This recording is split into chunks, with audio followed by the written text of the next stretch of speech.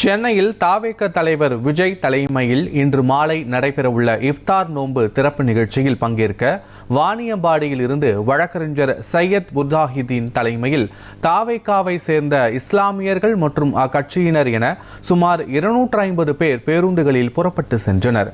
இஸ்லாமியர்களின் முக்கிய பண்டிகையான ரமலான் பண்டிகை வரும் 21ஆம் தேதி கொண்டாடப்பட உள்ளது.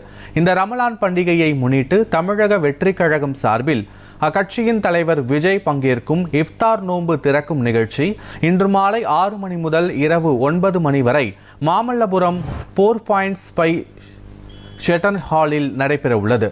இந்த நிகழ்ச்சியில் பங்கேற்க வாணியம்பாடி சட்டமன்ற தொகுதியில் இருந்து வழக்கறிஞர் சையத் புர்ஹானுதீன் தலைமையில் தாவேகாவை சேர்ந்த இஸ்லாமியர்கள் மற்றும் அக்கட்சியினர் என சுமார் 250 பேர் பேருந்துகளில் புறப்பட்டு சென்றனர்.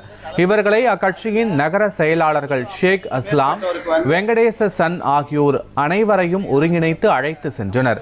அப்போது அவர்கள் மத்தியில் பேசிய வழக்கறிஞர் சையத், நமது வாணியம்பாடி தொகுதி மக்களுக்கு தலைவர் விஜய் அவர்களுடன் இணைந்து இஃப்தார் நோன்பு நிகழ்ச்சியில் பங்கேற்க ஒரு வாய்ப்பு வழங்கியுள்ளார். அனைவரும் பாதுகாப்பாகவும் அமைதியாகவும் சென்று வர வேண்டும் என்றும் அறிவுறுத்தினார்.